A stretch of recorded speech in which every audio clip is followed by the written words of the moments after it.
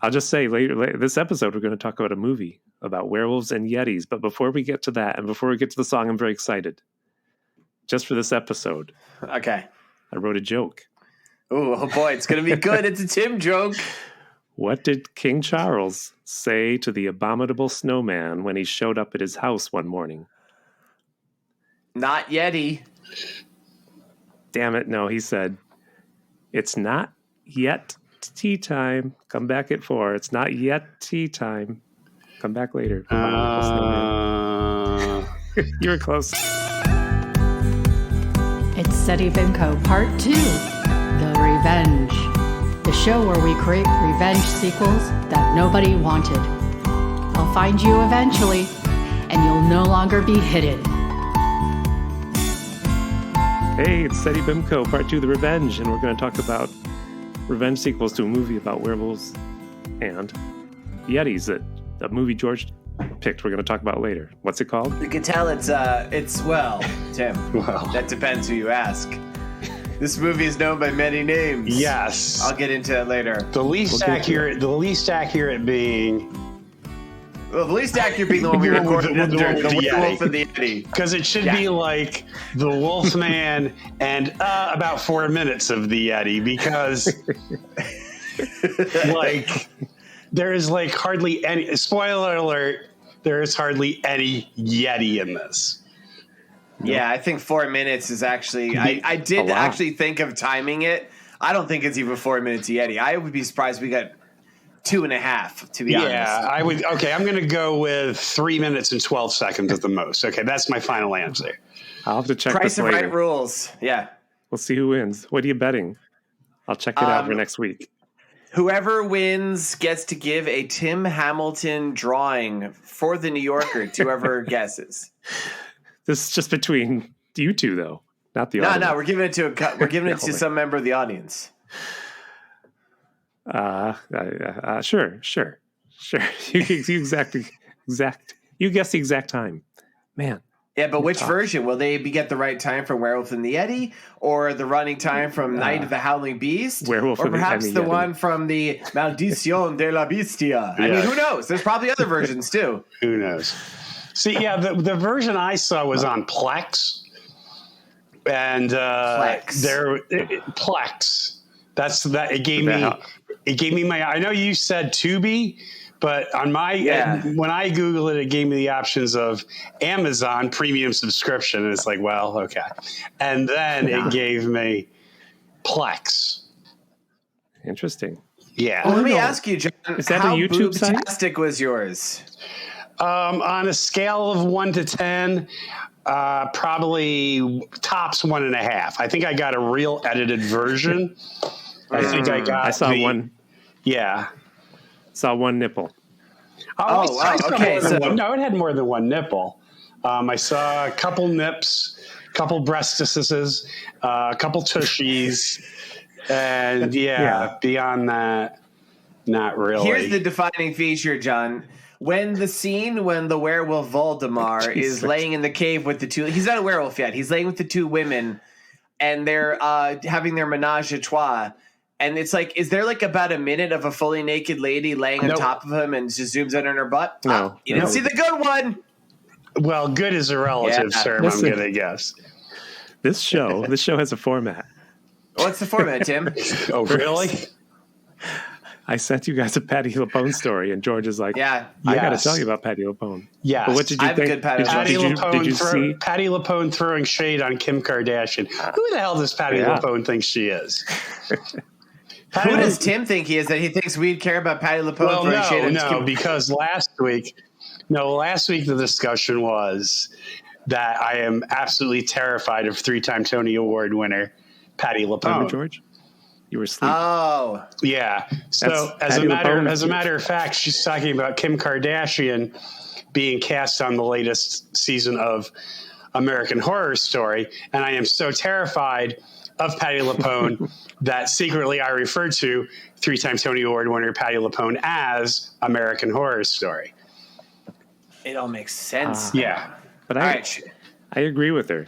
Anyway. Well, Should I share my story real quick? Who the hell's I'm Patty LuPone? anti-Kardashian. Patty LuPone's a casting director now? Shut up, Patty LuPone. What, you think they're Did you going to watch give you the part? Did you watch the whole video of her interview, her little segment? Yeah. Did you see that somebody's been pooping in the aisle during a performance of Some Like It Hot? Saw that. And actually, I before that, Nathan Lane was on Seth Meyers, and he was talking about how he might be giving up the theater because people are pooping in the aisles now. What? Now, wow. I don't know if you're making that up. No, that's what he said. It was on Seth Meyers. It was during the matinee when all the senior citizens were there. I think it's very sad. Wow. Doesn't make it better. That doesn't make it better. Well, but not unexpected. It was a Wednesday matinee. Seriously, it's like when you go to a Wednesday matinee, it's like two different shows. It's like the show on stage and the show all around you. Theater of the living, I call it. And it's just, John. What did she say? I don't like this music. Oh, I got to turn down my hearing aid. I'm getting feedback. It's like,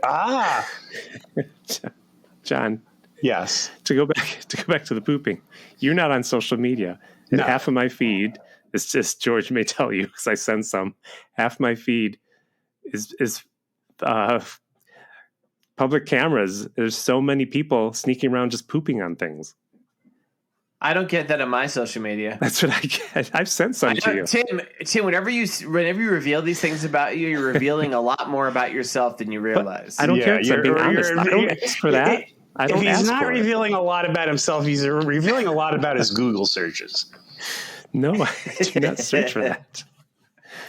Oh, it's always monkeys masturbating. I was searching people pooping in public. I was searching for how not to poop in public, and that's how it got on. Oh, I get it, because that is a real problem for you, Tim.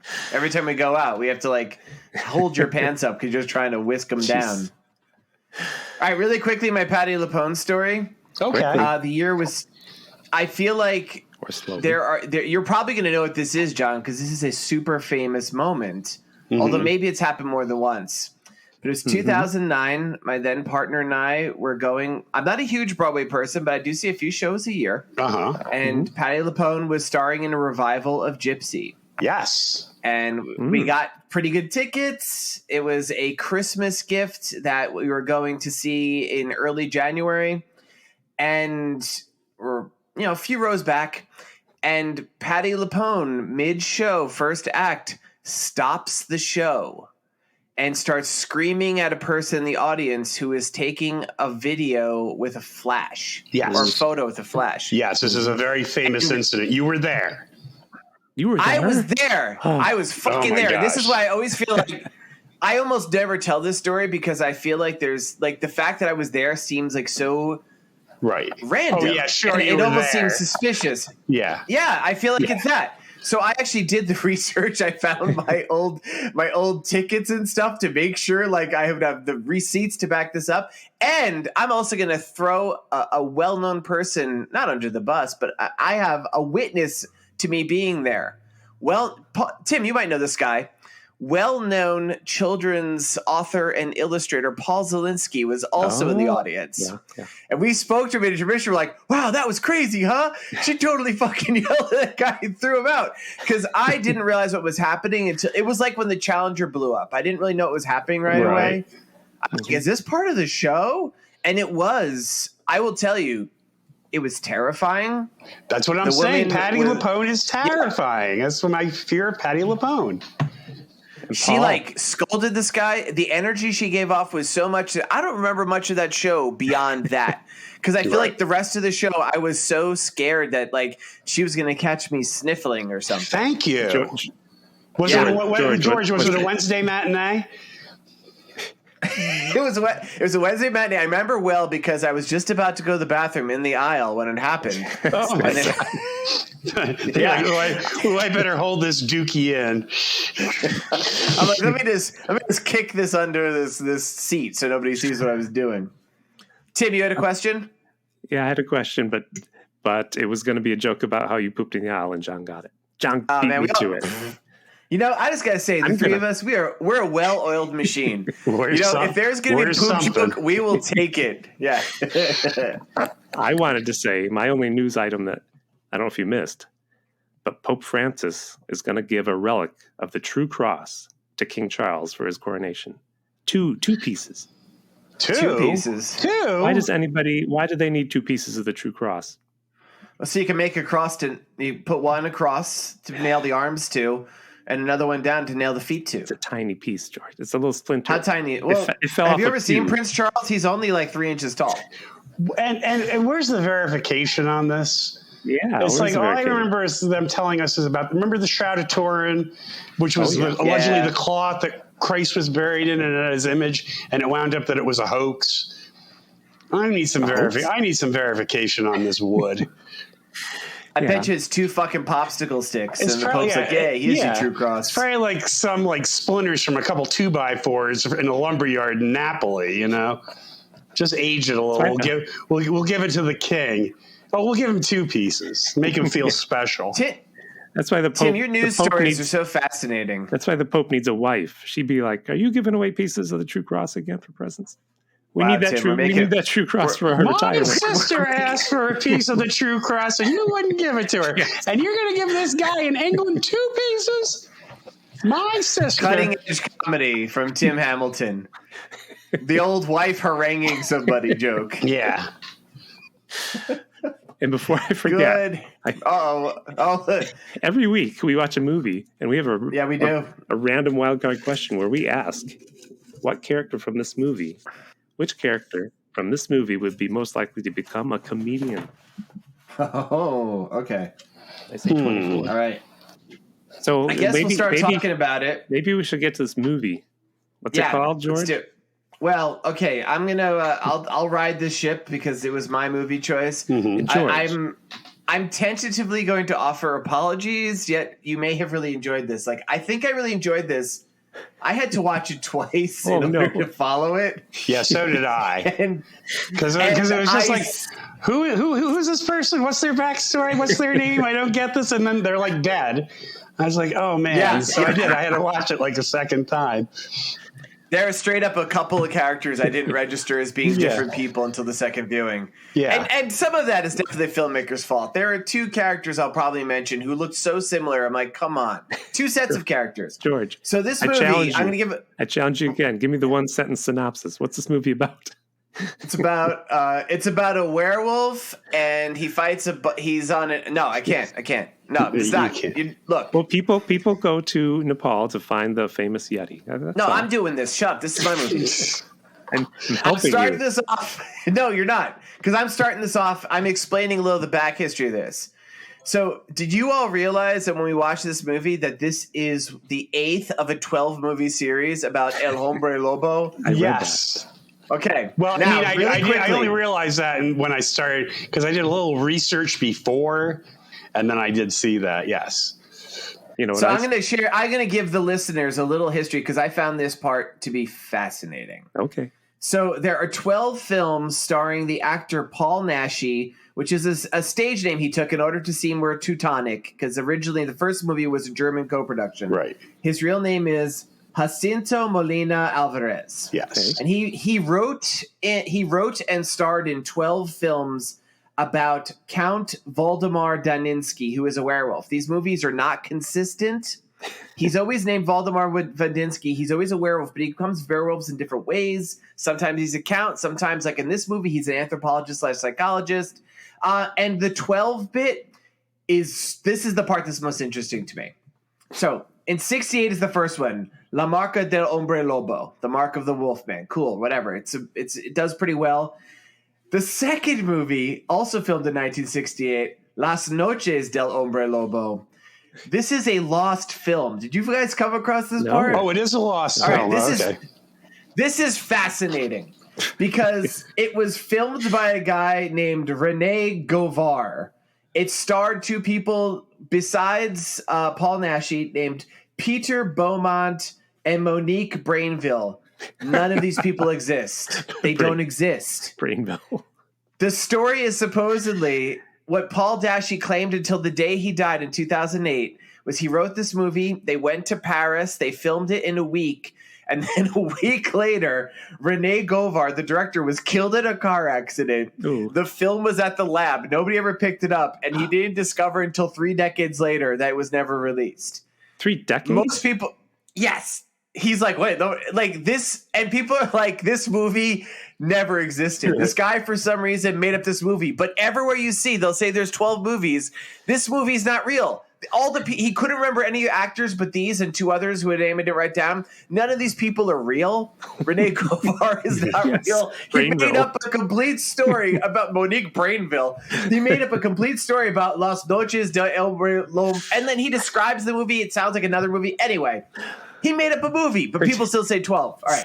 Now, actually, that would be a good movie. A movie about like a crew member on the movie saying, I know I made this movie. Did we really make a movie? I don't know. These people don't exist all of a sudden. And it'd be sort of like a Beautiful Mind type thing. You know what I mean? Oh, like, did we really make the movie or didn't we make the movie? It's like Meatballs 3. Did we really make that movie? Did we really make it or didn't we? All right, I'm going to really read. So I'm going to go down the rest of the Wolf series. Okay. What, Tim? What's your question? Are there 12 movies for each apostle? No, Tim. Okay. 1969, Les Monsters del Terror, also known as Dracula vs. Frankenstein. Guess there's a werewolf in it.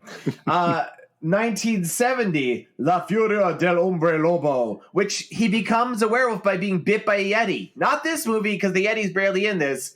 And also, a lot of people think that when he was describing the Lost film, that he may have been talking about this film, but like he swears they're different things.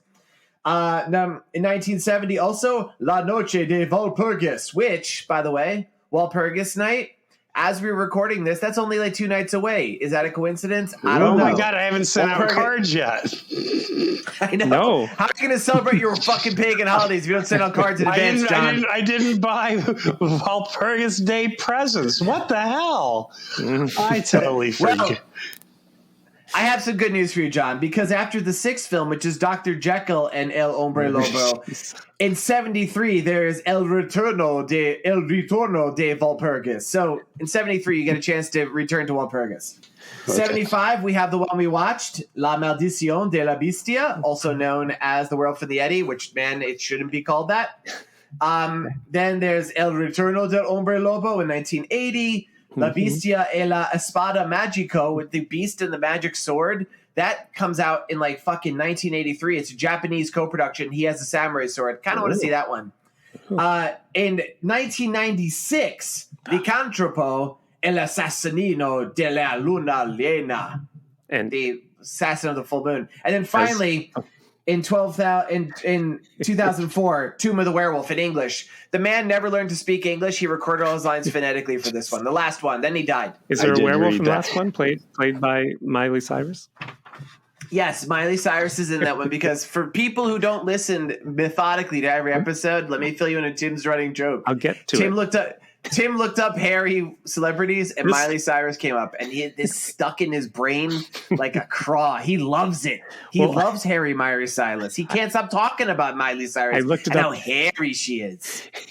You got to pick a different type of movie. George, I googled it again. Yes.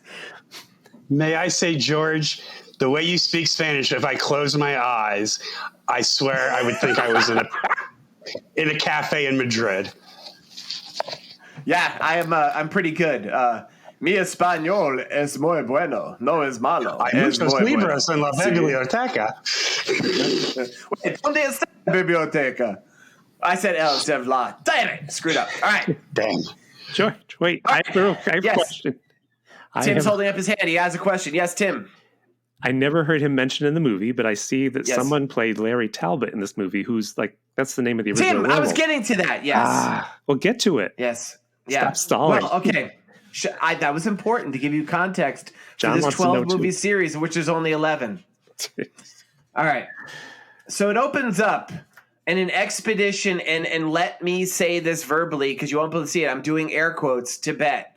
Because, man, I didn't know Tibet was so temperately climbed. It was just like they're wearing light ski jackets throughout this. It's hilarious. At the best it was the Pyrenees. Come on, let's face it. Okay. I definitely in the winter in New York City, I wear heavier winter gear than these people do. Yes. Yeah. So there's an expedition in Tibet that's happening, and a Yeti. And by a Yeti, I mean a kind of small guy in a Chewbacca costume, maybe. It's a black shape with fur, runs out and kills these 3 guys. It's a black shape with fur? Yeah, it's like you can see it's like a furry outline. So it's Tim, come on. It's Miley Cyrus. Hey, it's Miley Cyrus. I'm going with this show through this episode. Good joke, Tim. Miley Cyrus, well known as being a black shape, runs out and kills these 3 guys. It's a bitch. Now, folks, if you're here to watch Yetis, like, I'll be honest, that was 50% of my reason for choosing this movie. I have bad news because 50% of the Yeti is over after that 2 minutes. You don't see this Yeti again until the last seconds of this film. The last scene,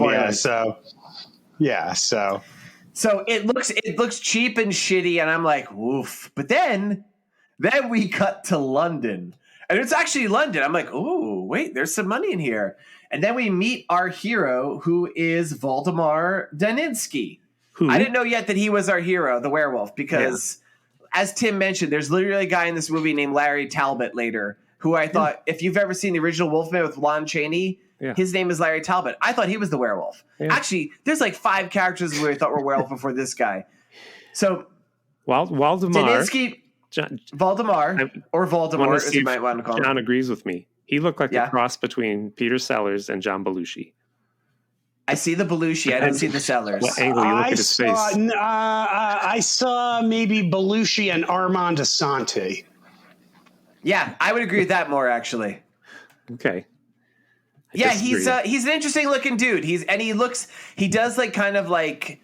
If I had enough drinks in me in a gay bar, I'd go home with him. I think he had a certain attraction to him. Now, I want to point out, in addition to being a star, he did write the screenplay, and certain actions that you will hear us unfurl will make more sense to you realize that this was the guy writing the character. Now I understand. So he visits Dr. Lancome at his posh digs in London, which looks like a fancy place. He meets his daughter, Sylvia, who he's like, time has passed since last time I saw you. Everybody is a big dog because he's staring at this woman who is the doctor's daughter. And the doctor's like, well, Sylvia is now one of my collaborators. He goes, how lucky for you. She's very pretty. Like, dude, that's her dad, you creep. Yeah. And before I go, it's like Trump and Ivanka almost. And before I go, when we do speak like this, we are talking in our dubbing voices. Oh, yes. Thank you, John. Yeah, this movie is dubbed. And so we're going to do that voice a lot. That's not just us acting. We're dubbing. Yes. The past would be very dangerous if we go over that, and we could run into some very big trouble. So here's the setup.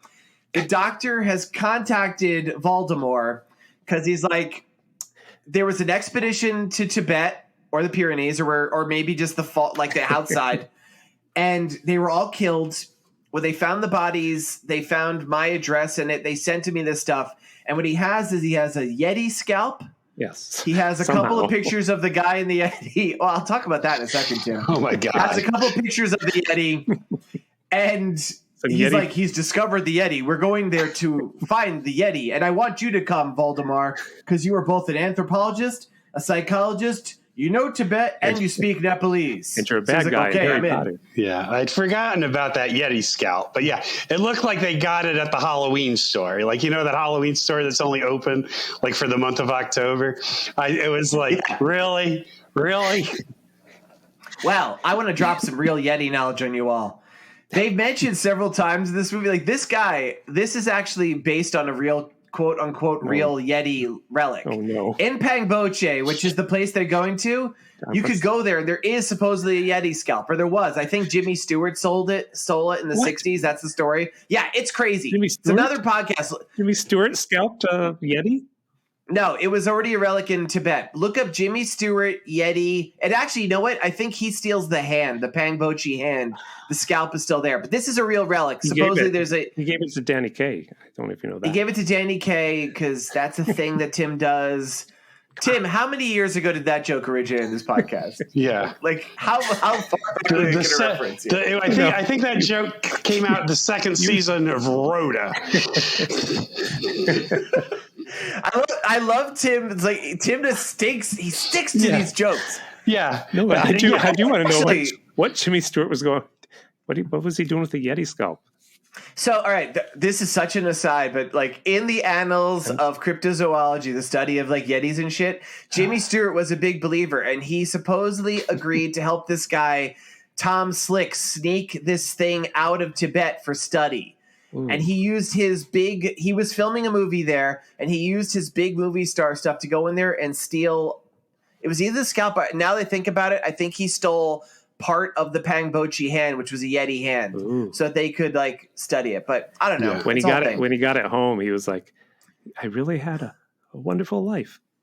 Like, Jesus. And he goes, when the police came for him, they're like, where's the Yeti scalp, Stuart? He's like, hey, it's not here. It's over in Old Man Potter's house. And it's in Old Man Wilson's house.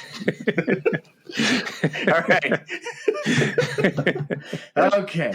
That's a good. So they all.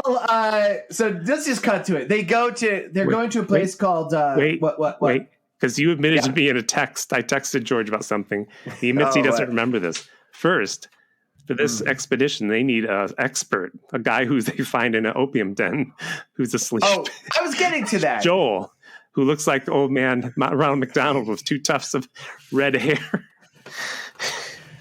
Yeah, that's a character I didn't remember until my second watching. So they get to Nepal, which looks like just a hotel in Spain, which I'm almost certain it was.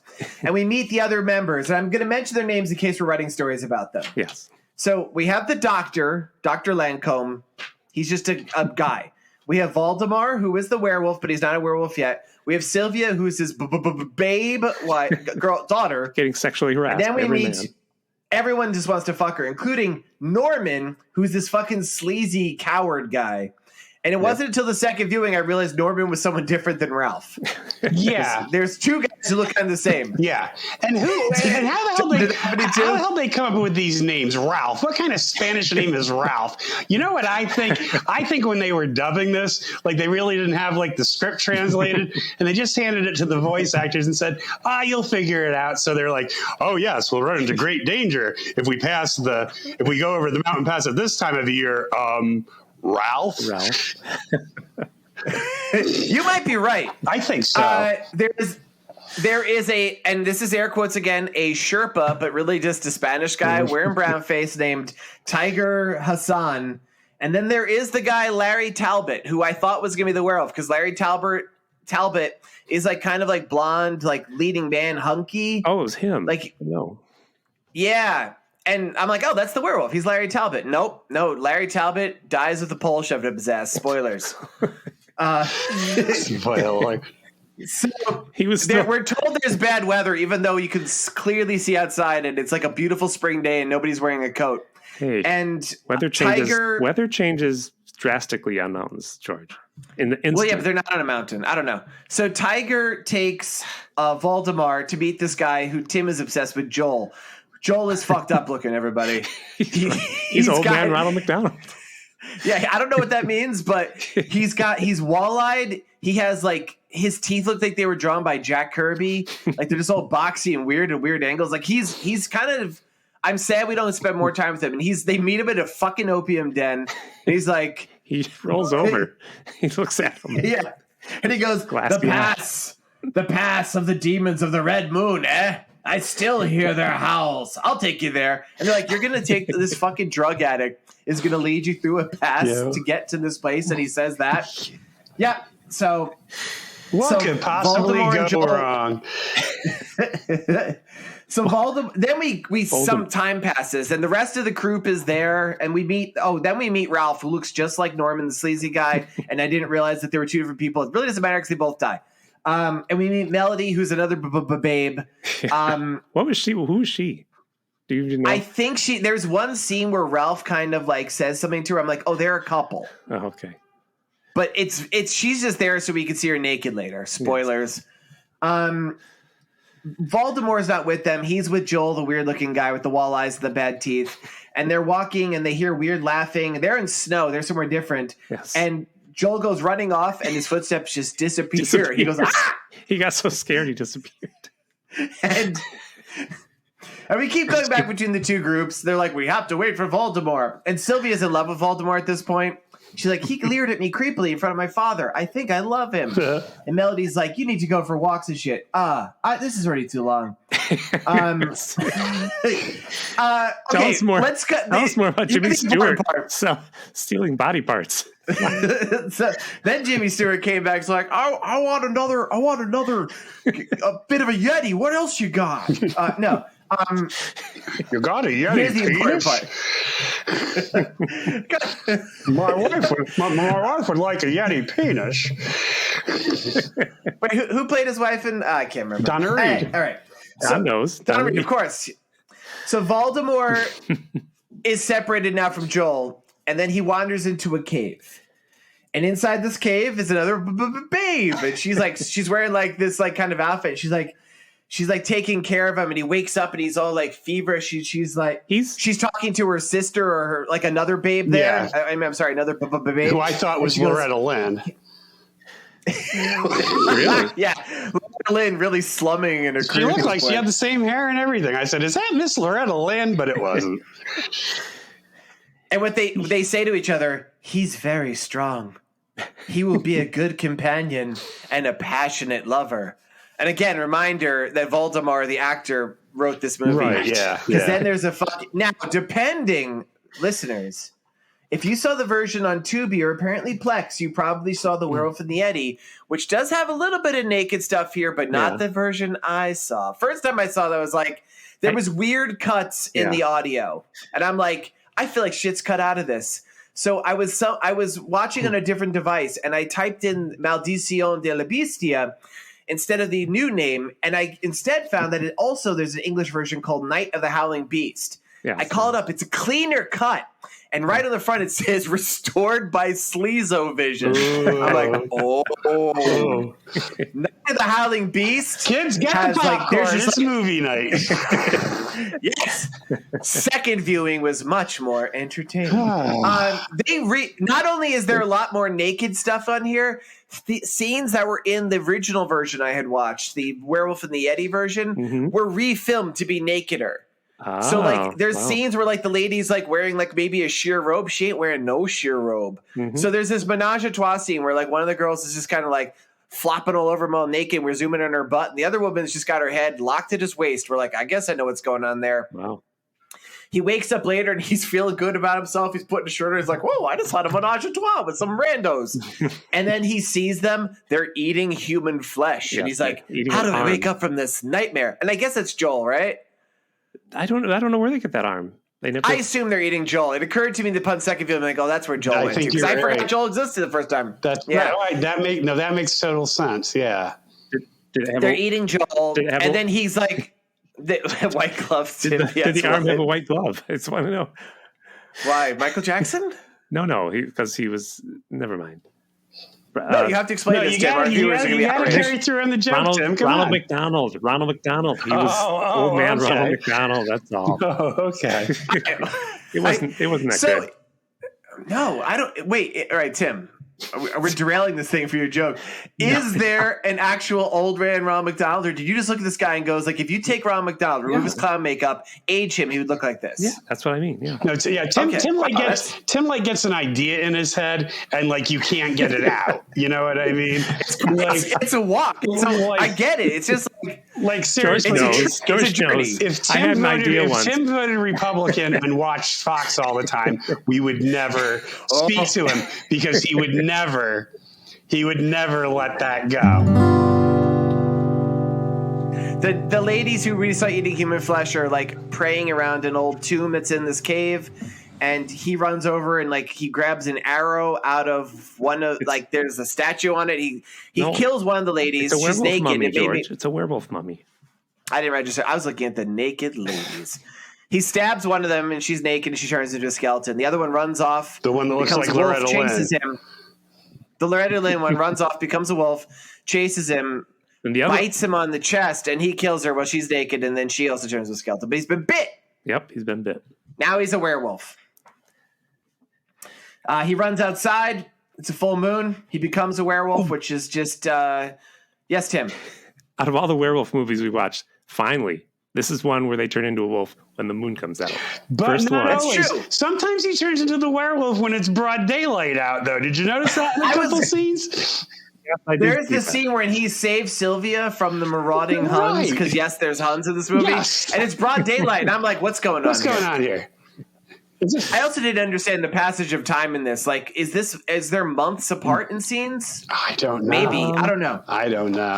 He was scratching people to death. I knew George was going to be upset. He did bite a few of them, but right. He was scratching with his claws. I will say, listeners will know, as a guy who's made us watch a lot of werewolf movies, I have an issue when werewolves use their claws as offensive weapons because wolves don't. Mm-hmm. He does scratch people, but not too much. He's mainly a biter and a really agile. He jumps. Like the guy, I'll give the guy credit. The guy does some crazy jumps on people. Like he's very agile. Yes. Yeah. The actor was a professional weightlifter for a while too. Was he? Yes. Yeah. I did read After that. he killed them, he would urinate on them like a wolf. That was really disgusting. Yeah, or like somebody from that show we saw, the fucking garbage one set in Florida you made us watch, the She Devils on Wheels. Oh, yeah, remember they defeat their opponents, they have piss on them. I'm like, what am I watching? Previous episode of SETI BIMCO, everybody. All right, I got to get through this. So we cut back to the other group of people. Oh yeah. And Tiger, who is the quote unquote Sherpa, but the guy wearing brown face. He's like, let's go back. He's like, Sakar Khan and his bandits are nearby. We can't go back. And everyone starts dissing him. Like, why they call you Tiger? You're such a wuss. Ugh. And like, no, the guy knows something. So, man. Shaka Khan, he's a warlord from years ago for some reason. Who still lives. They never come out and say that they're Huns, but they're Huns. Okay. His name is Khan. His second in command, who I didn't realize was a separate person because they looked exactly the same until the second watching, is named Temujin, which was Genghis Khan's real name. So, okay. Why do they have to be Huns? Why are Huns there? I don't know. But man, see, this is the thing, Tim. I'm already like, they're cutting back and forth. Here's what happened. There is no plot. Yeah. Okay, first of all, before you overanalyze it, this is a movie made for 15-year-old boys so they can see some gore and some titties. Okay, so don't get at the same time. Don't get too caught up in the critical analysis of this here. Okay. Yeah, I'm just trying to get the chronology. So the werewolf guy attacks. There's going to be some bandits killing them. The werewolf guy attacks and kills 3 of them, and then but then other bandits come and attack the troop of people the next day, and they rebel. Yeah, the Sherpas rebel. They rebel. Oh no! First, the great Norman, Sherpa the rebellion. creepy guy, the Norman guy is drunk, and in the scene that's completely in the dark, you can't tell what happens. Tries to sexually assault Sylvia, and she runs off, and then he's killed by a black shape, who I'm not sure was the Yeti or the werewolf or Miley Cyrus. Or Miley Cyrus. And then it's the next day, and I guess the werewolf's nearby, but he hasn't rejoined them yet. The group comes under attack by the rest of the bandits, and Ralph is killed. Norman's already dead. They find Norman's dead body, and they're like, "Oh, he was killed by something, a humanoid." The other girl, Melody, is shot in the leg, but I guess she's okay. Sylvia escapes. Her father is captured. And Larry Talbot, they capture those 2 guys last. Yes. And they're like, you are wise. We will take you to the doctor. And Larry Talbot, they fucking impale him on a stick up his ass that comes out through his shoulder. And he's still alive when they talk to him. And then Voldemort comes, and he has just rescued Sylvia from being assaulted by some more Huns, because this movie has bad attitudes towards women. Yeah. And the guy, he's going, please just kill me. I have a fucking stick up my ass. And they keep asking him questions. And we don't know if he kills him. He might just leave him there. Larry Talbot might still be sitting there in quote unquote Nepal with a stick up his ass. No, I think he does die. Not by Voldemort. I think he just finally like his head droops. I think you don't think they hella lifted him out of there? Why didn't Voldemort bite him? Turn him werewolf? Because no, he was hella lifted. So he was hella lifted. That's how you say it. Hella lifted. Hella lifted. He was hella lifted out of there. All right. So half the people are dead or captured. Back me up, John. Voldemort takes Sylvia. They're wandering around. They find this old man. This old man is in a monastery. He's got like a special guy with him. The old man's like, there's a cure for your werewolfism, because he knows he's a werewolf because he sees the bite. There's a certain plant, and true love's blood, and blah, blah, blah, and this knife and all this shit. Whatever. The bandits come there. Voldemort's out shitting around in the woods. They kill the old man. They kill the special guy. They capture Sylvia. Voldemort gets captured too. Wait, who's special they guy? Bring him. Who's there was that guy who was like the mute guy. Oh, are you calling? Calling him special? I didn't picture. You're calling him special? Special. What do you want? We're shutting this down. He's special. I meant special like he was one of God's precious gifts. All right. Actually, you know what? That was insensitive. I want to point out to listeners that was actually noted George O'Connor imposter Kevin Cablasto saying those things. Kevin, get out of here.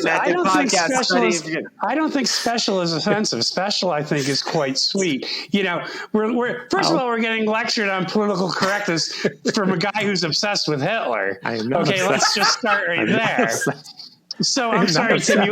You have no credibility in this argument. So I like George, to make fun of him. I like to make fun of him. No, we're not making fun of him. All right, I'm trying to wrap this up. So we get to we're at the quote at the Huns headquarters. Yes. The doctor is chained up. He meets Voldemort. He's like, they're going to kill me. There is yes, Tim. In your extended version, do we know why the head Hun had holes in his back that he was trying to heal? No, I was just going to get to it. No, we don't. Burns in his back.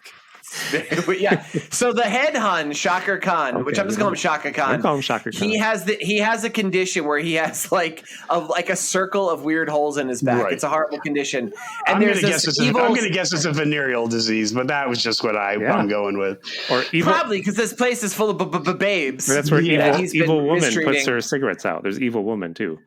Yeah. Oh, yes. Let's mention her. She's an important character. Her name is Vandessa. Vandessa is an evil sorceress who has been treating the Khan guy. Yes. But we see she has aspirations for power. She will give orders. He's like, hold on, Vandessa, I give the orders around here. But then later on they have a chess game and she beats him, and as her prize she gets to kill the doctor because she's jealous of the doctor because he might really help her. And the doctor's like, your treatments can't really help him. Eventually he'll know. And she's like, take him away. And we don't ever see the doctor again until later when he's dead. Yeah. Voldemort is locked up. She, of course, tries to seduce Voldemort because she's a babe. And we see her naked for a bit. And she kisses Voldemort. He's like, no, I can't kiss you. It's so evil. And then she goes off and she takes Melody, who is the other girl from the camp, and two other girls. Just takes all their clothes off, so we see them naked, and she peels her skin off her back. Yeah. Yes. Which was really upsetting and gross. Yes. I was watching it alone, and I said out loud, was that really necessary? Yeah. Is what I said out loud. I was eating pudding. It's to wig out 15-year-old boys. You're finally getting to see titties, and then suddenly the skin gets peeled off her back. Yeah, and they take the skin and they glue it over the spot on the back of what's his face, Khan, who has the cigarette burns on it. But I've mentioned this before in the show. There used to be a comic shop near where Tim and my studio was, and they had a magazine there called Naked Ladies and Corpses. I'm like, this is exactly the sort of shit that would be in that book thing. Yes, yeah. And it's weird fucking signals missing. Don't mix a hot naked lady getting her back torn off. Gross. Yeah. Anyway. Yeah. Voldemort watches this happen. He goes, you're so evil. You're a monster. Oh, and then there's this fucking character. Jesus. Did you catch the Princess Olka? What was her point? I don't remember. I don't fucking know. There's a princess in there, too. I guess. And she challenges Vandessa. The princess escapes with a bunch of other ladies. I guess she's the rightful ruler of Nepal. They overpower Vandessa. They kill her by stabbing her to death in the vagina. Yeah. Oh, yeah. Which I'm happy to report in the extended version we don't see either. Okay. So I'm like, well, thank goodness for all favors. Yeah. But in the director's cut of It's a Wonderful Life, that scene is in there. That scene it's right at the scene when the pool opens up. Right as Alfalfa opens the pool and they all fall in, you see her being stabbed to death in the hoo-ha in the background. Everyone's like, that's odd. What a strange choice Frank Capra made. I never noticed that. All these Christmases, I've never noticed that. It's right next to the munchkin hanging from a tree. It's like, what's going on here? What's going on here? What the hell? It's right next to it's right next to the ghost in the background of Three Men and a Baby. Yeah, exactly. All right, Voldemort breaks loose because Sylvia knocks out Temujin. They have a big fight. Temujin is a bald man with a goatee. They fight. He pulls a sword off the wall. He kills Temujin. Then he gets in a fight with Shaka Khan, who is a bald man with a goatee. Yep. I didn't realize they were the same guy. They fight. It ends when the highlight of the movie. It is the highlight of the movie. It's thrilling. There's a lot of jumping and flipping, and then then Chakra Khan falls into a knife-filled pit, where we also see that's where the professor Sylvia's dad was thrown. That didn't smell. That didn't smell bad.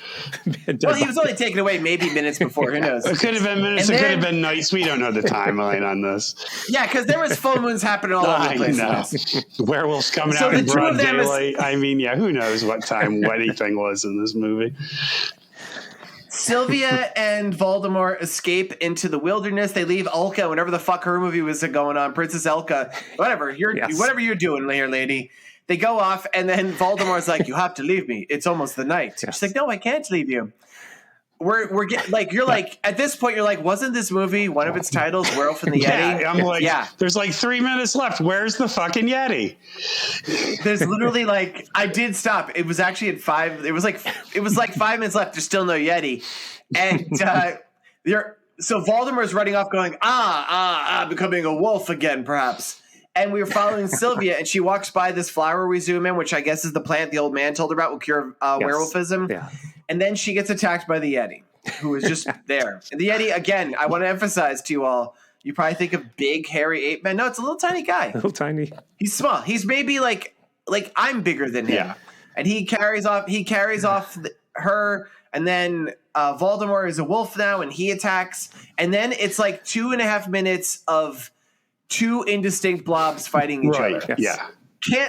The only way you could maybe every once in a while, because Voldemort as a werewolf, he's wearing black clothes. Mm-hmm. He's just a black shape. The Yeti is a black shape. Occasionally you see Voldemort's teeth. That's it. Yep. Yeah. And I guess he kills the Yeti. It's like Eric Trump and Don Trump Jr. in the crowd. Like, which is which? Tim. Anyway. Well, Voldemort kills the Yeti, I guess. And then I guess he passes out because he's also fucked up. And then Sylvia takes the plant, which she discovers during the melee, takes the knife the old man got her, cuts her hand open on the palm, which they always do in movies because true love's thing cures him. Whatever. Drips all this shit onto Voldemort. He comes back to the big, like just a normal John Belushi looking motherfucker. And the two wander off. And then literally the movie ends with the spinning the end sign that flies towards the camera. I didn't even stick around for that. I didn't stick around for that either. I was like, okay, fine. That may have only been in the second version. That could have been in the unedited version. God damn it. Man. Oh, all right. It's revenge time, right? Wherever you are, wherever you're hiding, I'll find you. I'll get you. Revenge. Revenge. One of us will die. One of us will die. I will not let Cindy take my place. I will have my revenge. So we're gonna, as we do, we crowdfund which character would be a comedian from this movie. That was our wild card question. We crowdfund? You mean crowd improv? Yep, we crowd improv. All right. And crowdfund. All right, Tim, you want to start it? Nobody knows who'd be a comedian. I think Joel. I'm gonna go out. Can I say? Sure. Because it's Joel. It's Joel. Because that's right. Because he had the experience as the party clown / Ronald McDonald somewhere in Barcelona. That's right. I'm going to go even further. He was a fucking prop comedian. His big shtick would be he would be up on stage and be like, I'm not doing so well. And he'd introduce himself to people. He'd hold out his hand. So when they would grab his hand, they'd pull it. And his hand, of course, was severed by the werewolf ladies. Yes. So they'd pull his severed arm back and he'd scream, oh, you pulled off my arm. It was really funny. And he would disappear. Yes. That was his big. That's how he left the stage. He would he'd run off and go, ah! And and you leaving his footprints. And you just see these footprints to one point, and then there were no more. Not to a dressing room, not to an exit. He left a little poop behind. It was a Wednesday matinee. It was a Wednesday matinee. Just to wrap this up, he disappeared, but that's a little piece of poop. Oh, I'm going to do a callback. And his poop looked like a perfectly inverted ice cream cone. And Tim's like, was that my dog? Previous episode, Tim was amazed when his dog shat an ice cream cone out. Upside down. Man, I just got to say, Seti Bimco, when you hear a comment like that out of context, you're like, what a quality show we're making here. What a quality. No wonder we're like number 48 on Good Pods or whatever. Peabody eligible podcast, Seti Bimco 2, The Revenge. I want to wrap up the comedian thing just a little bit. Part of his act Right. to connect this movie. Part of his act was he'd be on stage with Shaka Khan, and he had a one of those car cigarette lighters. John remembers these. You push them in, they come out super hot. You know what I'm talking about? Yeah. And I remember those too. He Tim. just burned Shaka Khan's back. That was part of his act. That's why Shaka Khan had all those holes in his back. And then he would say, "Werewolf, oh, there, wolf," and he'd point to the wolf sitting patiently in the corner the whole time. Yeah, whatever. Yeah, that's all stuff. It's hilarious. I just tried to wrap it up, and I ruined it. John's actually crying, everybody. We had a funny joke. When we get done, I'm just going to go into a corner in the fetal position. I'll be fine. Don't worry about me. By next week, he'll have unwrapped himself from the corner. It's all good. We better read our revenge sequels. Who's going to go first? Man, not me. Well, my revenge sequel involves one of the werewolf ladies in the cave. And because she does look like Miss Loretta Lynn, I am going to name her Loretta. Cue the music. And Loretta somehow reanimates from the dead, and she realizes that her sister and all her friends are dead, and she swears revenge on these people who have killed them. And I don't know if you remember, like the soldiers were on horses, and like they'd get killed, but their horses would be left behind. So she rounded up all the horses, and she went back into the hole, and she tied them up around that big, colorful statue that looked like some sort of like New York City Parks Department arts and craft project from 1975 I made. And she's like, so she starts, and the horses start helping her, and they start digging out the cave to get all the remains out, and she's going to reanimate them. But as she gets digging, she realizes it's a mine, and there's all sorts of precious gems and metals in there. There's like gold, and there's silver, and there's platinum, and there's diamonds, and there's rubies, and there's sapphires. So she and the horses, they just start digging. And then one of the horses has a foal, and that foal joins the team, and they're just digging. And several years later, they get out, and several years, because there's all these precious gems and metals, and the foal has a child, and that child horse starts digging. So anyway, they get out, and the horses kind of outwit Loretta. They're a little smarter than she is, and they do wind up taking the majority of the precious metals and gems away, but she still gets a pretty good chunk. And she and the daughter of the foal ride off into the sunset, and she buys a guitar, and she becomes a famous country singer, and she's known as the horse-riding cowgirl singer, Loretta. And they get on the Grand Ole Opry, and the name of the movie is Foal Miner's Daughter. Oh, wow. Oh my God. I'm like the whole time, like, why is there a horse involved?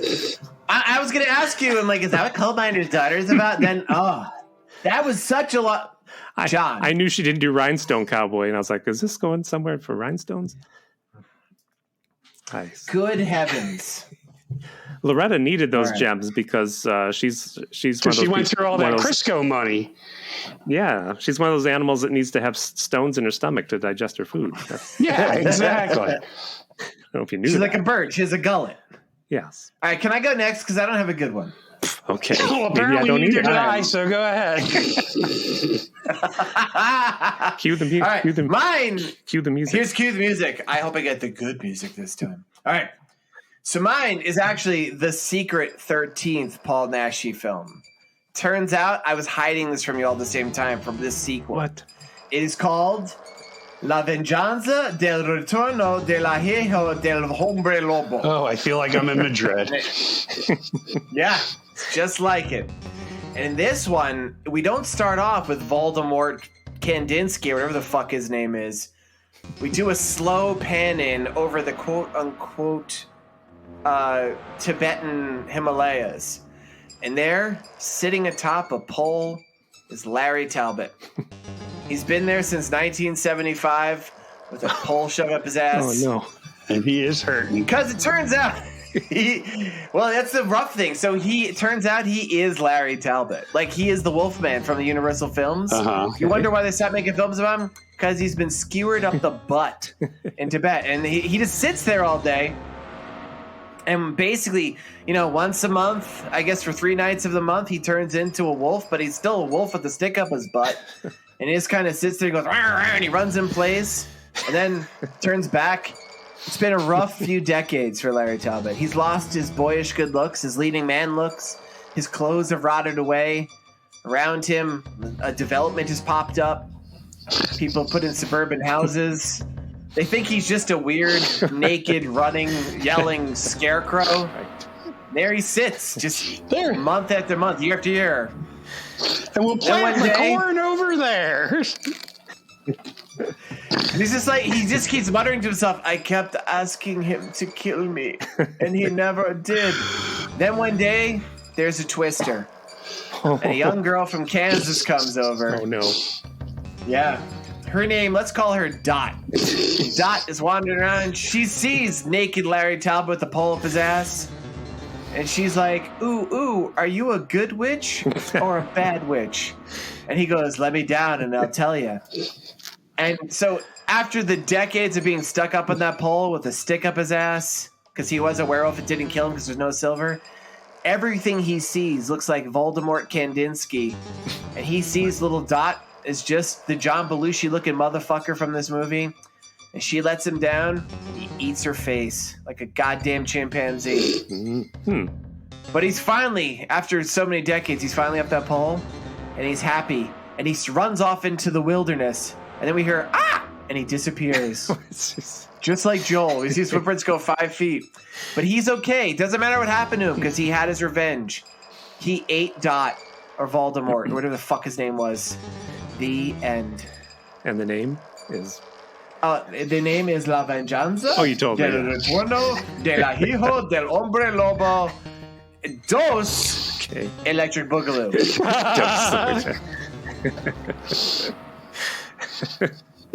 That's mine. Wow. Yeah, top that, buddy. I'll try. Yeah, you can't. Mine had fucking Dorothy Gale in it. I mean, Dot Gale. Dot. All right. My sequel. Yep. Your revenge theme sequel, Tim. My revenge theme sequel. That's right. There's revenge in it. Give me a minute. Okay, woo. Valdemar. You say his name like that? Waldemar? Valdemar. Valdemar and Sylvia. This is how the movie opens. They're still in the snow, just like the last movie ended. But they fall over. It's still the light snow, and they're wearing their light flak jackets. They fall over and they feel sick. And Valdemar and Sylvia and Joel, and Joel, he's back. Yeah, the opium addict. They wake up in a pool of their own spaghetti vomit. See, that whole movie was a drug-fueled fantasy while they were passed out at a Bob Seger concert in 1997. Wow, it was in the future the whole time. They heard this song Kathmandu, along with the opening act of Shaka Khan. And then Bob Seger did a cover of Evil Woman by ELO. And that fueled their whole fantasy while they were tripping on drugs. And, missed out on the whole concert. Oh, yeah, it's really a song by Bob Seger, too. Yes. Wow, it all makes sense for once. So after Valdemar and Sylvia and Joel clean up the spaghetti, vomit off themselves, they swear off drugs and spaghetti for good. They thought, we got to clean up our act. But the very next month, they see that Hootie and the Blowfish are coming to town. In fact, the Spice Girls are opening for them because Fish wasn't available. So they go back to their old habits. Valdemar and Sylvia give in to temptation, and they go to their friend and supplier Joel at the opium den and get him to buy them a bunch of drugs and spaghetti to prepare for the show. But they make a stupid mistake.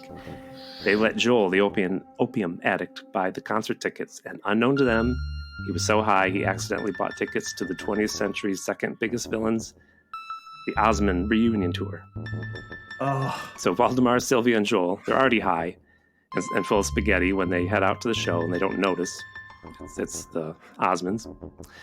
They hire some Sherpas, also known as high school dropouts, to get them to the stadium. And they encounter a Yeti, also known as Merrill Osmond, who never shaved a day in his life. You gotta know the Osmonds to get these jokes. Yeah, it's good that you're. It's timely. Everybody knows the Osmonds. Everybody knows the Osmonds. Is that a real Osmond? No explanation needed, Tim. No explanation needed for the Osmonds. Not a day in this country goes by without people clamoring for more Osmond content. Yes. And we here at SETI BIMCO rise to the challenge. Hi, Australia. Hope you're still listening. Thus, they go to this Osmond. The top 3 concert. Google searches of 2020 were COVID, the Kardashians, and Meryl Osmond. Meryl Osmond, yes, the hairy one. So they go to this Osmond concert. They pass out on their drugs, and they have a whole fantasy that involves one bad apple that is forbidden, and the crazy horses that are released once they take a bite of the forbidden apple. These are Osmond songs. Yes. So Valdemir becomes a little bit country. Sylvia becomes a little bit rock and roll. It becomes a. I hate it. I'm leaving the podcast right now. I'll see you all later. Okay, conflict. George, have a nice life. But it's resolved when It's good knowing Valdemir. It's all resolved when Valdemir has sex with some wolf women. Did he really go away? You really left for good, Tim. You've done it this time. He had to pee. You have What did I say? You have What did I say? really done it this time, mister. There's just Where is one he? Osmond joke too much that pushed him over the edge. Did you have to pee? No, I just left and did a push-up. You're a push-up, your daily push-up. Wait. It's 8:40. I'm late for my daily push-up. 1. You don't get a physique like mine. So You don't get a physique like mine. Wait, you're still. I'm gone again. All right. Let me know when you're done talking about fucking Osmonds. no, Bye. I'm done. Wait, it's the ending, George. Wow, All right. Wait. it's the ending. It's the ending. Yeah.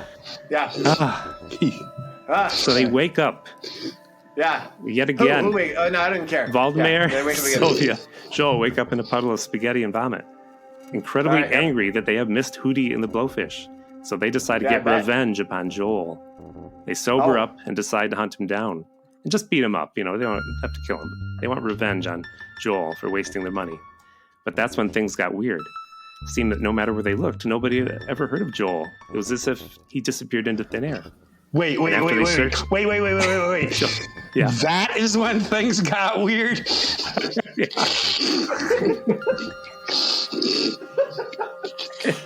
Well, for them, yeah. I think this is the last episode of Setting I think Minutes. you're right. I think we broke. We fight. ACAST must have some sort of like practices and standards department. We're off the air now. I'm sorry. I know you're not being paid for this. You We just can't have you anymore. seriously. We're getting a lot of complaints. You keep mentioning the greatest villains of the 20th century. Hitler and the Osmonds. I did not mention Not Hitler this time. necessarily You in did. that order. You were mentioning him. So, All right, Tim. so Joel's gone. they searched the city. I just got one little paragraph. Let him- they searched let him the city. finish. All right. Searched the city. Can't find Joel. And then something else odd happened. They felt very weak and sick. And again, Oh, spaghetti. they wake up in a pile of spaghetti vomit. They were actually in a fugue state within a fugue state, a drug-fueled dream within a dream, just like Inception. So Wow. they woke up this time. They were actually on the ground at the end of the Woodstock 69 festival. They had taken some bad acid. They had been on a drug trip this whole time. Joel never existed. Bob Seger hadn't even written his songs yet. Valdemir and Sylvia, they sobered up for good and helped Nixon with his war on drugs. And the movie's called Spaghetti and Yeti, which is also a popular podcast that spun off, Spaghetti and Yeti, where they talk about spaghetti westerns and Yeti movies. There you go. That's the end of my story.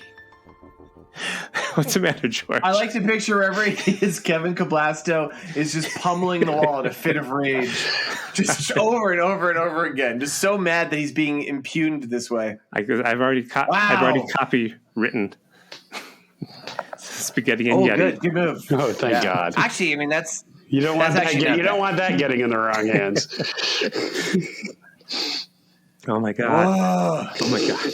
George, are you okay? If you yeah. want to write us a letter, Betty Gunko with the E at I might write us a gmail.com. letter. Give us likes on all the platforms. We're everywhere. We're on YouTube. You can follow us on Instagram. I don't know what's wrong with George. I never saw him walk away. And I have a movie. I get to pick a movie. Yeah? Oh, I hope it's from the 60s. Oh, I hope it's got the Osmonds We're in going it. back to we're going back to the going anyway. Yes, 1961. No! It's God, right? That's it. You know what, Tim? You know what? Now you're getting another fucking werewolf movie. This is my threat. Every time you choose a garbage movie from the 60s, I'm pulling one of these fucking Hombre Lobo movies. Does this one have Frankie Get ready Atkins? for Dr. Jekyll and Hombre Lobo. George, go do another push-up. Chill out, man. These guns! Step away again, George. I'm gone. All right, tell us your story. I'm going to go do push-ups. There's a woman. Her name Push-ups. is. He's going to want to hear this. There's an actress. Oh, so strong! Jeez. Fucking two. There's an actress in this movie. Her name is Louise Down. Yeah. Louise Down is listed as one of the writers on a movie called She Devils on Wheels. And she's an actress in this movie that we're going to watch, which is called Pagan Island, 1961. Pagan Island. It's on Tubi. It's only an hour. That's why I picked it, George. It's only an hour. Suck. It's gonna be like a headache. It's not going to be any Werewolf and the Yeti. Yeah, nothing can match. Nothing can match those standards, George. You're absolutely right. That's right. Well, I just want you to know, when you all are watching the next Hombre Lobo movie, you have no one to blame but Tim. I don't even see this movie listed, and I just typed in Pagan Island, Louise Down. It doesn't even come up. Pagan Island is on Tubi. I'll send you a link. Don't worry. And you know what? It's somewhat of a nudie cutie. Oh, I found the description on Letterboxd. One man alone with 30 beautiful women. The survivor of a shipwreck finds himself on an island populated only by women. Oh, I'm going to hate this movie. It's just custom picked out for John. Yeah. Actually, John, I'm looking. I'm looking at the cast list. We see a lot of titties. Oh, boy, I can't wait. It's an hour. I have good news for you, John. There's at least two guys, three, maybe four. There's Edward Dew. There's William Kerwin, and there's Bud Irwin. John, are you attracted to guys that look like old man Ronald McDonald? I'm going to say probably like two of those three guys are like over the age of 80. I'm going to guess. Yeah, that's absolutely. Yeah, that's what's going to happen. But who can tell? Back in '61, that's what like a 30-year-old looked like. Exactly. And if there's a cat in this movie, it's dead now. Yep. All the cats are dead. The dogs are dead. You think so? Probably every single person in this cast is dead. They were probably all dead of drug overdoses by the time Woodstock, or by the time the moon landing, whether you believe that or not, was televised. They were probably all dead of drug overdoses. So there you go. You know what I'm excited reading these Letterboxd reviews. In fact, they all died of drug overdoses so soon after this movie was made, the cat outlived them. Okay, I got to get going because I got to get watching this movie with 30 beautiful ladies having trouble keeping their breasts covered with their lays. This movie was custom made for me. I can't wait.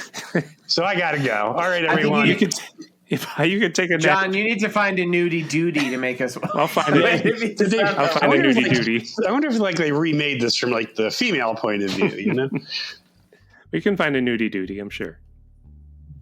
Am I the only immature one who's giggling that we're saying duty? Because no. It made me laugh.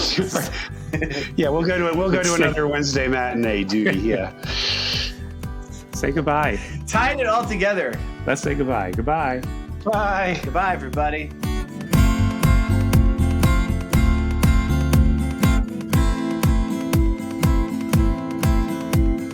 This has been a Pity Party Line production. Party line. It's a party line. I have the thought. I'm still trying to convince George. George had a birthday at a bowling alley where you can have food, and the party next to us. This got to be like 15 years ago. The party next to us had a birthday party too. They brought a cake. Our party didn't bring a cake. They were young kids. They ate one piece of cake, and then they ran off to have an orgy because they're all 20.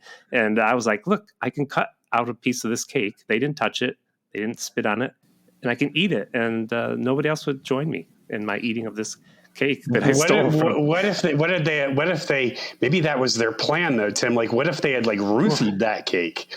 Like they just cut out the parts they knew weren't drugged, and they're like, look, because that sounds kind of suspicious to me, leaving a cake behind in a bowling alley. I'm just saying. I'm thinking they. I gotta say, Tim, they drugged that cake with either roofies or a hallucinogen. You could have been tripping. You know what's funny? This shows you how memory works, because I remember this incident. I don't remember Tim cutting the cake. I remember him grabbing with his hands like a monster, just eating fistfuls of it. Now, that doesn't make sense with what I know of Tim, although it is it's a funny mental image. So I feel like my memory rewrote itself because like what Tim was doing was so abhorrent to me. I'm like, he might as well have done that. And the next in a few years, you'll be eating with your feet in my memory.